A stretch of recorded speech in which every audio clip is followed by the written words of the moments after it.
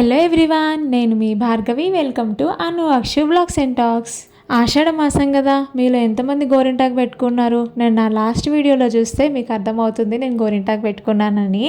అయితే ఆ రోజు ముందు రోజు నైట్ గోరింటాకు పెట్టుకున్నాం కదా, నెక్స్ట్ డే మార్నింగ్ అయితే మంచిగా పండింది. మా అను చేతులు కూడా బాగా ఎర్రగా పండింది అనమాట. నా చేతులు చూపిస్తుంటే చూస్తుంది, అమ్మ చేతులు కూడా ఎర్రగా ఉన్నాయి, నా చేతి కూడా ఎర్రగా ఉంది అన్నట్టు. సో ఇంక పొద్దున్నే మన పనులన్నీ స్టార్ట్ అయిపోతాయి కదా మన ఆడవాళ్ళకి. పొద్దున్న బయట ముగ్గేసుకుని వచ్చేసి ఇంట్లో పిల్లలకి పాలు కలిపేసుకొని మాకైతే ఛాయ్ పెట్టుకున్నాను. అసలు నేను ఛాయ్ తాగకపోతుండే, అట్లాంటిది ఏమంటే వర్షాలు స్టార్ట్ అయిపోయినాయో అప్పటి నుంచి పొద్దున్నే వాతావరణం చల్లగా ఉంటుంది కదా, ఇంకా నాకు కూడా ఛాయ్ తాగాలనిపిస్తుంది అనమాట. ఇంట్లో అప్పుడప్పుడు బ్రెడ్ కూడా ఉంటుంది, బ్రెడ్ తీసుకొస్తున్నారు ఈ మధ్య మా ఆయన. సరే అని ఆ బ్రెడ్ని కొంచెం ఆయిల్ లేకపోతే నెయ్యి వేసి కొద్దిగా ఫ్రై చేసి నెక్స్ట్ ఇంకా ఛాయ్లో అయితే తింటున్నాను. ఎందుకో తెలియకుండానే కొంచెం ఫేవరెట్ అయిపోతుంది ఈ మధ్య ఛాయ్ నాకు. ఎవరైనా పొద్దున్నే ఛాయ్ అడిగితే వీళ్ళు ఏందబ్బా అసలు పొద్దున్నే ఛాయ్ అడుగుతారు, ఛాయ్ లేని వీళ్ళకు డేనే నడవదు అని అనుకునేదాన్ని. కానీ నా పరిస్థితి కూడా రోజు రోజుకి అట్లనే తయారవుతుందేమో అనిపిస్తుంది. ఎప్పుడన్నా ఒకరోజు ఛాయ్ తాగకపోతే ఏదో మిస్ అయిన ఫీలింగ్ వస్తుంది. ఇదేనేమో అండి, అసలు తెలియకుండా అడిక్ట్ అయిపోతున్నా అసలు. చాయ్ తాగేసిన తర్వాత పొద్దున్న టిఫిన్కి అయితే ఇడ్లీ పెట్టేసుకుంటున్నాం. ముందు రోజు ఇడ్లీ పిండి వేసి పెట్టుకున్నా కదా, మన ఇంట్లో గ్రైండర్ లేకపోయినా కూడా మిక్సీతోనే మనం ఇడ్లీలు ఎట్లయితే సాఫ్ట్గా చేసుకోవచ్చు, ఇడ్లీ పిండి ఎట్లా నానబెట్టుకోవాలి, పప్పు రవ్వ ఏ రేషియోలో తీసుకోవాలని చెప్పేసి అని నేను లాస్ట్ వీడియోలో చెప్పినాను. అంటే ఈ వీడియో కన్నా ముందు వీడియోలో ఎవరైనా చూడకపోతే కనుక చూసేయండి. సో ఇడ్లీకి అయితే టిఫిన్కి పెట్టేసుకొని ఇంకా మిగిలిన పిండి అయితే ఫ్రిడ్జ్లో పెట్టేసుకున్నాను. ఫ్రిడ్జ్లో పెట్టుకుంటే మనకు పిండి ఎక్కువ పులవదు కదా, నెక్స్ట్ డే కూడా బాగుంటుంది. ఇంకా మా అక్షయ ఆటలు కూడా స్టార్ట్ చేసింది. పొద్దున్నే లేస్తున్నారండి వీళ్ళిద్దరు. అసలు ఇంట్లో పనులేమో అయితలేవు, వీళ్ళేమో పొద్దున్నే లేచి కూర్చుంటున్నారు. ఇంకా అట్లా అలవాటు చేసుకోవాల్సి వస్తుంది, తప్పదు కదా. ఒకవైపు ఇడ్లీ అవుతూ ఉంది, ఇంకోవైపు అయితే నేను పల్లీలు వేయించుకుంటున్నాను. అండ్ మీరు ఏ స్టైల్లో చట్నీ చేస్తారనేది కమెంట్ సెక్షన్లో కమెంట్ చేయండి. అంటే కొందరేమో ఆయిల్ వేసి బాగా ఆయిల్లో పల్లీలు పచ్చిమిర్చి ఇవన్నీ వేయించేస్తారు. నేనైతే ఇట్లా చాలా సింపుల్గా చేస్తాను. మీరు కూడా ఒకసారి ట్రై చేసి చూడండి, టేస్ట్ మాత్రం సూపర్ అంటే సూపర్ ఉంటుంది ఇడ్లీకి. ఇడ్లీలోకైనా కాదు, దోశలోకి వడలోకి దేనిలోకైనా కూడా మెయిన్గా అయితే ఇట్లా కొంచెం లూజ్గా చేసుకుంటే ఇడ్లీకి పర్ఫెక్ట్గా ఉంటుంది చట్నీ. అయితే ముందు పల్లీలు బాగా లో ఫ్లేమ్లోనే వేయించుకోవాలన్నమాట. అసలు హై ఫ్లేమ్లో వేస్తే మొత్తం మాడిపోతాయి కానీ టేస్ట్ అంత బాగుండదు. లో ఫ్లేమ్లో వేయించుకున్నాక అందులోనే కొంచెం జీలకర్ర వేసి వేయించుకోండి. అందులో కొంచెం వెల్లుల్లి రెబ్బలు కూడా వేసేయండి, ఒక 4. దాని తర్వాత కరివేపాకు పచ్చిమిర్చి కూడా కొద్దిగా ఆయిల్ వేసి వేయించేసుకొని పక్కన పెట్టేసుకోండి. అవి చల్లారే లోపు నేనైతే ఇక్కడ బెడ్షీట్ చేంజ్ చేద్దామని చెప్పేసి మళ్ళీ మా బెడ్రూమ్లోకి వచ్చేసిన అనమాట.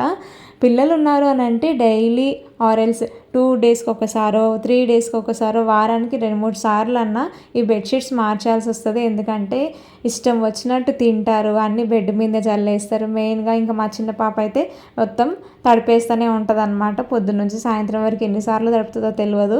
అట్లా ఉంటుంది ఇంకా పిల్లల పరిస్థితి. ఇంకా బయట వర్షాలు పడ్డాయనంటే ఇల్లు నిండా ఇదే పని. ఒకవైపు బయట వర్షం, ఇంట్లో వీళ్ళ వర్షం అనమాట. అర్థమయ్యే ఉంటుంది పేరెంట్స్కి నేను ఏం చెప్తున్నాను అనేది. నేను ఏ పని చేసినా పానకంలో పుడకలాక వీళ్ళు మాత్రం రావాల్సిందే. అసలు ఏ పని చేసుకుంటున్నా సరే మేము చేస్తాం ఫస్ట్ అంటూ వస్తారు. కానీ నాకు అక్కడ వచ్చేదేం లేదు, ఒరిగేదేం లేదు. పని మాత్రం ఎక్కడిదక్కడనే ఉంటుంది. మళ్ళీ డబల్ పని అవుతుంది అనమాట. నేను ఏ పని చేసుకున్నా అందులో చేయబట్టని ఊరుకోరు. అట్లా నేను బెడ్ సదురుతుంటే వస్తారు, బెడ్షీట్లు తీస్తుంటే వస్తారు, వంట చేసుకుంటుంటే వస్తారు. వీళ్ళు ఏదో వచ్చి నాకు పెద్ద హెల్ప్ చేసినట్టు బిల్డప్, కానీ అక్కడ చేసేది ఏమి ఉండదు అనమాట. మళ్ళీ మనకి రివర్స్ డబల్ పని అవుతుంది. ఇంకా అది కామన్ అనుకోండి, పిల్లలు ఉంటే ఇంకా వాళ్ళతో పాటు చేసుకుంటూ ఉండాలి. ఇంతకు మీరు ఈరోజు టిఫిన్ ఏం చేసారు? మీరు ఏ టైంలో ఈ వీడియో చూస్తున్నారు అనేది కమెంట్ సెక్షన్లో కమెంట్ చేయండి. మీకు టిఫిన్స్లో ఇడ్లీ ఇష్టమా, దోశ, వడ, ఇంకా ఎట్లాంటివి టిఫిన్స్ చేసుకుంటారు మీరు రెగ్యులర్గా? నేనైతే ఇప్పుడు అను అక్షయ తింటారు కాబట్టి కొంచెం అక్షయ్ ఇంకా తినదు, సో అను తింటుంది ఇడ్లీ. దానికోసం అని చెప్పేసి అన్నా సరే ఇడ్లీ చేస్తున్నాను ఎక్కువ మట్టుకు. వారానికి ఒక 4 రోజులు ఇడ్లీ అయితే ఉంటుంది. ఇంకా మిగతా 2 డేస్ ఒకరోజు ఉప్మా అని, ఒకరోజు పొంగల్ చేస్తాను బాగా ఇష్టంగా. పొంగల్ కూడా మా ఇంట్లో అందరికి ఇష్టం అనమాట. సో మీరు ఎక్కువ వీక్లో ఎలాంటి టిఫిన్స్ చేస్తారనేది కమెంట్ సెక్షన్లో కమెంట్ చేయండి. అండ్ నెక్స్ట్ అయితే అక్కడ బెడ్షీట్స్ చేంజ్ చేసిన కదా, పల్లీలు కూడా చల్లారిపోయినాయి. వీటిని ఇంకా మిక్సీ పట్టేసుకోవడమే. ఇందులో కొంచెం చింతపండు రెక్క చిన్నది ముక్క, అందులోని సాల్ట్ వేసేసి వాటర్ యాడ్ చేసుకుంటూ మంచిగా ఫైన్గా మిక్సీ పట్టేసుకోండి. ఎంత బాగా స్మూత్గా మిక్సీ పట్టుకుంటే అంత మంచిగా ఉంటుంది అనమాట చట్నీ, సూపర్ టేస్ట్ ఉంటుంది. ఇంకా ఇడ్లీలు కూడా చూస్తున్నారు కదా, సూపర్గా సాఫ్ట్గా స్పాంజీగా వచ్చినాయి. ఇడ్లీ పిండిని అయితే మీరు అస్సలు మిస్ అవ్వకండి, గ్రైండర్ లేని వాళ్ళు. ఇది నేను ఇట్లా చేసుకోవాలని లాస్ట్ వీడియోలో చెప్పిన, లాస్ట్ వీడియో అయితే చూసి చేయండి ఎవరైనా చూడకపోతే. ఇడ్లీకి కాంబినేషన్గా పల్లి చట్నీ అదుర్స్ అంటే అదుర్స్, అంత బాగుంటుంది. అంత బాగుంది కానీ ఇడ్లీలు చేసుకోవడం ఈజీనే, పొద్దున్నే పని కూడా ఈజీగా అయిపోతుంది, ఫాస్ట్గా అయిపోతుంది ఇడ్లీల పని. కానీ ఈ గిన్నెలు క్లీన్ చేసుకోవడం ఉంది చూసిర్రా, ఇదేనండి అసలైన టాస్క్. అసలు పొద్దునే మనం గిన్నెలు కడుక్కునేటప్పుడు ఇవి ఫాస్ట్గా తోమడం అయిపోవు, మనం కడిగేటప్పుడు ఎండిపోతాయి. అట్లాంటప్పుడు ఇట్లాంటి మీరు ఒకసారి టిప్ అయితే ఫాలో అయిపోయి చూడండి, మీకే తెలుస్తుంది. ఇంత ఈజీనా ఇడ్లీ గిన్నెలు కడుక్కోవడం అనుకుంటారు. ముందు మీరైతే ఎప్పుడైతే గిన్నెలు కడుక్కుంటాం అనుకుంటారో అప్పుడు ఒక 10 మినిట్స్ ముందు కానీ, గిన్నెలు కడిగే ముందు కానీ ఇట్లా ఒక కుక్కర్లో కానీ మీరంటే మరొక గిన్నెలో కానీ ఆ ఇడ్లీ గిన్నెలు వేసి పెట్టేసుకొని మంచిగా నానబెట్టి పెట్టుకోండి, బాగా నానతాయి. అంతలోపు మీరు వేరే పనులు చేసేసుకోవచ్చు. అందుకే నేను కూడా బట్టల దగ్గరికి వచ్చేసిన. ఆ రోజు అయితే కొంచెం ఎండ అయితే వచ్చింది, అంత ముందు రోజు నుంచి వారం రోజుల నుంచి ఫుల్గా వర్షం పడుతూనే ఉంది.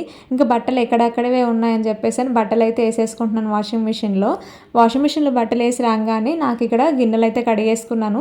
మిగతా గిన్నెలన్నీ కడగడం అయిపోయిన తర్వాత ఇడ్లీ గిన్నెలు ఉన్నాయనే విషయం కూడా మర్చిపోయినా నేను, ఎందుకంటే పక్కకు పెట్టేసిన కాబట్టి. అంతే కదా, పక్కకు పెట్టిన గిన్నెలు మనకి ఎప్పుడు గుర్తుంటాయి చెప్పండి, ప్రతిసారి మర్చిపోతాం. దేవుడా అని మళ్ళీ ఇవన్నీ కడుక్కోవాల్సిందే. సర్లే, ఇడ్లీ గిన్నెల్ని ఎట్లా ఈజీగా కడుక్కోవాలో చూద్దామా. అయితే ముందు మనం నానబెట్టి పెట్టుకున్నాం కదా, అయితే డైరెక్ట్గా తీసి సబ్బుతో కడగకుండా ముందు ఏం చేయాలంటే ఇట్లా వాటర్ ఉంటాయి కదా, స్టీల్ స్క్రబ్బర్తో కానీ గ్రీన్ కలర్ స్క్రబ్బర్ ఉంటుంది కదా, కొంచెం రఫ్గా ఉంటుంది, గరుకుగా పీచు. అయితే దాంతో నీళ్ళని అద్దుకుంటూ ఇట్లా కడిగితే కనుక మనకి ఇడ్లీ గిన్నెలు అనేది ఫాస్ట్గా ఈజీగా క్లీన్ అయిపోతాయి అన్నమాట. ఈ టిప్ మీకు తెలియకపోతే కనుక ఒకసారి ఫాలో అయిపోయి చూడండి, చాలా ఈజీగా. ఇడ్లీలు వండుకోవడమే కాదండో, ఇక మీదట ఇడ్లీ గిన్నెలు క్లీన్ చేసుకోవడం కూడా ఈజీనే అనమాట. చాలామంది అంటే నాకు తెలిసిన వాళ్ళలో కొందరు అంటూ ఉంటారనమాట, ఇడ్లీలు చేసుకోవడం ఈజీనే కానీ ఇడ్లీ గిన్నెలు కడగడం మాత్రం చాలా కష్టం. వాటి కోసమన్నా కడగడం కోసమన్నా నేను ఇడ్లీలు చేయడం మానేసిన, అదొక పెద్ద పని. ఇంకా పొద్దున్నే బ్రేక్ఫాస్ట్ ఇవన్నీ పెట్టుకున్నామనంటే చాలా టైం పడుతుంది, ఈ గిన్నెలు ఆ గిన్నెలు అని. అందుకని కొన్నిసార్లు ఎక్కువ మట్టుకు మేము ఇంకా పొద్దున్న బ్రేక్ఫాస్ట్ చేసుకోము, డైరెక్ట్గా వంట చేసేసుకుంటాము, పని అయిపోతుంది అని. అయ్యో రామా అనుకుంటాను అప్పుడు నేను, చేసుకొని తినడానికి కూడా ఇంత బద్ధకమా జనాలకు అనిపిస్తుంది నాకైతే. ఇంకా నేను గిన్నెలు కడగడం అయితే అయిపోయింది. గిన్నెలు కడిగేయడం అయిపోయే లోపు నాకు వాషింగ్ మిషన్లో బట్టలు కూడా అయిపోయినాయి అనమాట. వీటన్నిటిని తీసుకెళ్ళి పైన ఆరేద్దాం అనుకుంటున్నా, కొంచెం ఎండ వస్తుంది కదా మాకు కిందనే, సందులో కొంచెం ప్లేస్ ఉంది కానీ అంత మంచిగా ఆరినట్టు అనిపించవు, చల్లగా అనిపిస్తాయి. ఎంతైనా బట్టలు ఎండకు ఆరుతాయి కదా, బాగుంటాయి. సో ఇంకా మేమైతే స్నానాలు చేసేసి మంచిగా దేవుడి దగ్గర పూజ అయితే చేసేసుకున్నాము. మా పిల్లల స్నానాలు, నేను కూడా ఫ్రెష్ అప్ అయిపోయి దేవుడి దగ్గర పూజ చేసుకునే వరకు ఆల్మోస్ట్ నాకు 10:30, 11, ఒక్కోసారి 12 కూడా అయిపోతుంది. ఎగ్జాక్ట్గా 12కి ఇంకో 5 మినిట్స్ ఉందన్నప్పుడు అప్పుడు కూడా పూజ చేసుకుంటా నేను. అట్లా ఉంటుంది అనమాట నా పరిస్థితి. ఇంకా చిన్నపిల్లలు ఉన్నారంటే ఇదే అనుకోండి. కొందరు అయితే అంటూ ఉంటారు, మేము మా చిన్నపిల్లలు ఉన్నప్పుడు అసలు పూజనే చేసుకునే వాళ్ళం కాదు, అసలు పండుగలకి పబ్బాలకు కూడా మా హస్బెండ్ ఇంట్లో ఉంటేనే, వాళ్ళకి లీవ్ ఉంటేనే మేము పూజ చేసుకునే వాళ్ళము అని. నాకు మాత్రం అట్లా ఇష్టం అనిపించదు, ఎందుకంటే డైలీ దేవుడి దగ్గర దీపం పెట్టుకోవాలి అనిపిస్తుంది నాకు. సో నాకు తోచినంతలో నా స్తోమతకి తగ్గట్టు, నా ఓపికకు తగ్గట్టు నేను పూజ చేసుకుంటాను అనమాట. ఇంకా పూజ చేసుకోవడం అయిపోయిన తర్వాత వంట చేయడానికి అయితే కిచెన్లోకి వచ్చేసిన. బీరకాయలు కట్ చేసేసుకొని ఇంకా బీరకాయ కర్రీ అయితే చేస్తున్నా. బీరకాయ కర్రీనా ఏముందిలే అనుకోకండి, ఇందులోనే ఉందండి అసలైన ట్విస్ట్. ఈ బీరకాయ కర్రీ మాత్రం చాలా అంటే చాలా బాగుంటుంది, ఒకసారి ట్రై చేసి చూడండి. రెగ్యులర్గా చేసే బీరకాయ కంటే కూడా చాలా డిఫరెంట్గా ఉంటుంది, బాగుంటుంది. అంత డిఫరెంట్గా ఏం వేస్తారబ్బా అంటారా, ఇందులో చూడండి మరి మీకే తెలుస్తుంది. ముందు ప్యాన్ పెట్టేసుకొని మీరు ఎట్లయితే రెగ్యులర్గా బీరకాయ కర్రీ చేసుకుంటారో అట్లనే ఆయిల్ వేసేసుకొని ఆవాలు, జీలకర్ర, పచ్చిమిర్చి, ఉల్లిపాయ ముక్కలు, ఎండుమిర్చి, ఇందులోనే కరివేపాకు ఇవన్నీ వేసుకున్నాక కొంచెం అల్లం వెల్లుల్లి పేస్టు, బీరకాయ ముక్కలు, పసుపు, సాల్ట్ వేసి మంచిగా మగ్గనివ్వండి. మగ్గిన తర్వాత ఇందులోంచి వాటర్ రిలీజ్ అవుతుంది కదా, వాటర్ అంతా కూడా మంచిగా ఇనికిపోయిన తర్వాత అందులో మనం ఆల్రెడీ సాల్ట్ ముందే వేసుకుంటాం కాబట్టి చూసి వేసుకోండి. ఇందులో కారం, కొంచెం గరం మసాలా, కొంచెం ధనియాల పొడి వేసుకున్నాక ఇది బాగా మగ్గిపోయిన తర్వాత ఇందులోనే మీకు కావాల్సినన్ని గుడ్లు కొట్టేసుకోండి. నేనైతే ఒక 4 గుడ్లు వేసిన అనుకుంటా. మంచి గుడ్లు అయితే కొట్టేసి వేసుకొని ఇందులోని కొంచెం చికెన్ మసాలా లేకపోతే గరం మసాలా వేసుకొని కొంచెం కొత్తిమీర వేసుకొని కలిపేసుకోండి. బీరకాయ కర్రీ అయితే నంబర్ 1 ఉంటుంది. మీ ఇంట్లో ఎప్పుడైనా మీరు ట్రై చేయకపోతే కనుక ఖచ్చితంగా ఈ బీరకాయ కర్రీ ట్రై చేయండి. అన్నం పక్కన పెట్టి ఉట్టి బీరకాయ కర్రీ కూడా తినేస్తారనమాట మీ ఇంట్లో వాళ్ళు, అంత బాగుంటుంది. సో ఇంకా వంట చేయడం అయిపోయిన తర్వాత ఫస్ట్ మా పిల్లలకి అయితే తినిపించేస్తాను. అను ఒకతే ఫస్ట్ అన్నం తింటుంది. ఇంకా సో అనుకు అన్నం తినిపించేస్తా. మా అక్షయ్కి అయితేనేమో ఉగ్గు సెర్లక్ ఓట్స్తో చేస్తా కదా నేను సెర్లక్, అదే అనమాట. ఇంక నేను లంచ్కి వచ్చిందంటే తిన్న తర్వాత నుంచి ఎప్పుడెప్పుడు బయటికి తీసుకెళ్తాడా అని చెప్పేసి అని ఎదురు చూస్తూ ఉంటారు. కొన్నిసార్లు అయితే అసలు అన్నం కూడా తినియరు అనుకోండి, అది సంగతి వాళ్ళది. ఇంకా అన్నం తిన్న తర్వాత కొద్దిసేపు వాళ్ళని బయట ఆడిపియాలి.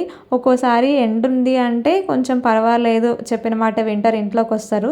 ఇంకా లేదు ఇట్లా వాతావరణం చల్లగా ఉంది మబ్బులు పడ్డాయి అంటే ఇంక ఇప్పుడే సాయంత్రం అయిపోయిందేమో, ఎక్కడ 4 అయిందో 5 అయిందో టైం అనుకొని ఇంకా రెడీగా చెప్పులు వేసుకొని బయటికి వెళ్ళిపోవడానికి అయితే నించుంటారు అనమాట.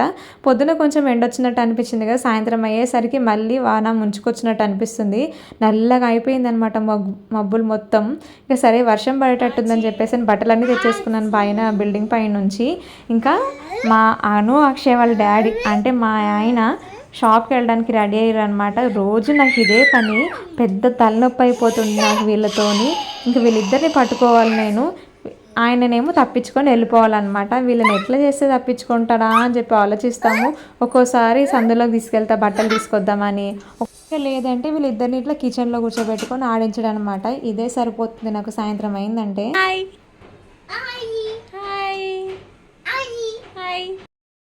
Hello hi.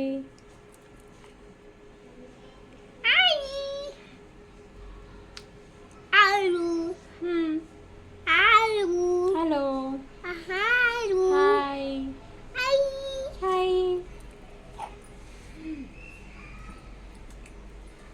సో మొత్తానికైతే వాళ్ళ డాడీ వెళ్ళిపోయిన విషయం వాళ్ళకి తెలియదు అనమాట. ఇంకా ఆయన వెళ్ళగానే నేను మళ్ళీ వీళ్ళిద్దరిని ఈ ప్లాట్ఫామ్ మీద నుంచి టేబుల్ పై నుంచి వాళ్ళిద్దరిని దించేస్తే మళ్ళీ నా పనులు నేను చేసుకోవాలి. ఇక్కడ కూర్చొని వీళ్ళిద్దరు ఆటలు చూడండి ఒకసారి ఎంత బాగా ఆడుతున్నారో.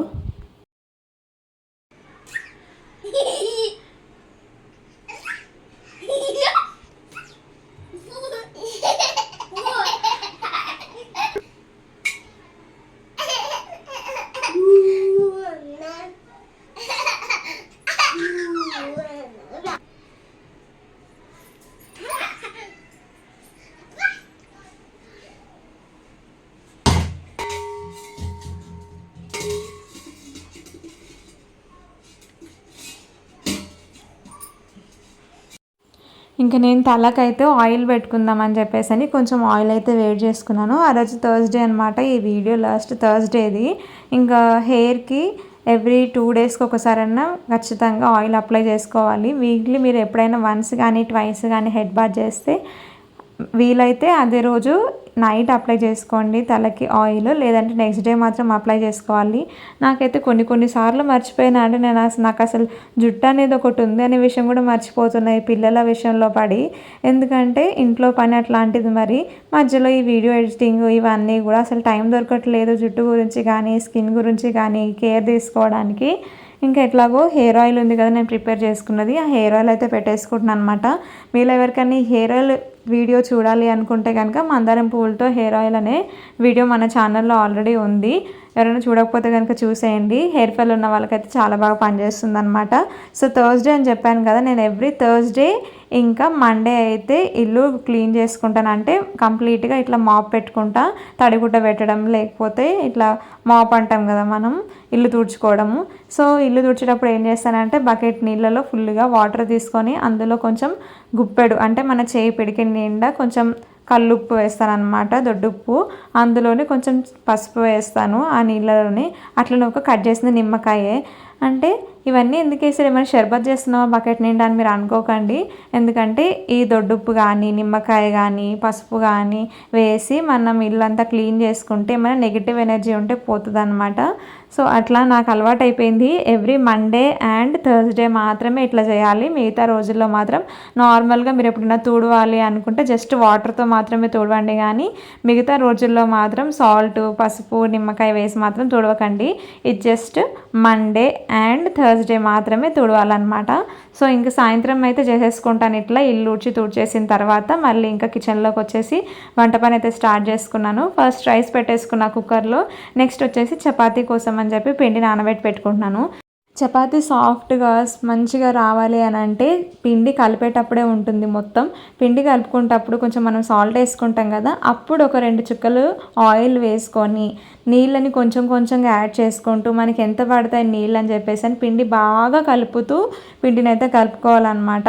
లేదంటే జస్ట్ అట్లా కలిపి పక్కన పెట్టేసినామంటే చపాతీ పిండి సరిగా నానదు అండ్ గట్టి గట్టిగా వస్తాయి చపాతీలు. పిండి తడిపి పెట్టుకున్న తర్వాత కూడా దానిపైన ఒక చుక్క ఆయిల్ వేసేసి అప్లై చేసేసి మంచిగా మూత పెట్టేసి జస్ట్ ఒక 10 to 15 మినిట్స్ అయినా, మినిమం ఒక హాఫ్ అన్ అవర్ అయినా మంచిగా పక్కకు పెట్టేసుకుంటే పిండి నానుతుంది. ఎంత ఎక్కువసేపు పిండి నానితే అంత మంచిగా వస్తాయి అన్నమాట చపాతీ అనేవి. నేనైతే ఈరోజు చపాతీలోకి కాంబినేషన్గా బీట్రూట్ కుర్మా అయితే చేస్తున్నాను అనమాట. ఈ కుర్మా ఒక్కసారి ట్రై చేసినా నాకైతే ఫేవరెట్ అయిపోయింది. ఇంట్లో ఎవరికైనా బీట్రూట్ కర్రీ చేస్తున్నాం తింటారా అని అంటే కిలోమీటర్ దూరం పరిగెడతారు, మాకొద్దు బాబో అని. కానీ ఇట్లా ఒకసారి చేసి పెట్టండి, ఖచ్చితంగా లొట్టలు వేసుకొని మరి తింటారనమాట. ఇది మా ఆయనకి, నాకు మాత్రం, మా పిల్లలకి అందరికీ ఫేవరెట్ అయిపోయింది అనుకోండి బీట్రూట్ కర్రీ. జస్ట్ అన్నంతో కానీ చపాతీతో కానీ అసలు రైస్ చపాతీ లేకుండా కూడా ఓన్లీ కర్రీ కూడా తినేస్తాం అనమాట. అంత టేస్టీగా, అంత కమ్మగా, అంత యమ్మీగా ఉంటుంది. మీరు కూడా ఒకసారి ట్రై చేసి చూడండి. నేనైతే రెగ్యులర్గా బీట్రూట్ కర్రీ ఇట్లా జస్ట్ తురిమి లేకపోతే చిన్న చిన్న ముక్కలు కట్ చేసి రెగ్యులర్గా మనం ఎట్లా మామూలుగా ఆలు కర్రీ కానీ ఆలు ఫ్రై ఎట్లా చేసుకుంటామో అట్లా చేసుకుంటుండే అనమాట. సో ఆ కర్రీ మీద కంటే కూడా నాకు ఎక్కువగా ఈ బీట్రూట్ కుర్మా అయితే చాలా చాలా నచ్చింది అనమాట. మీరు కూడా ఒకసారి ట్రై చేసి చూడండి. నెక్స్ట్ నేను ప్రాసెస్ చెప్తా కదా.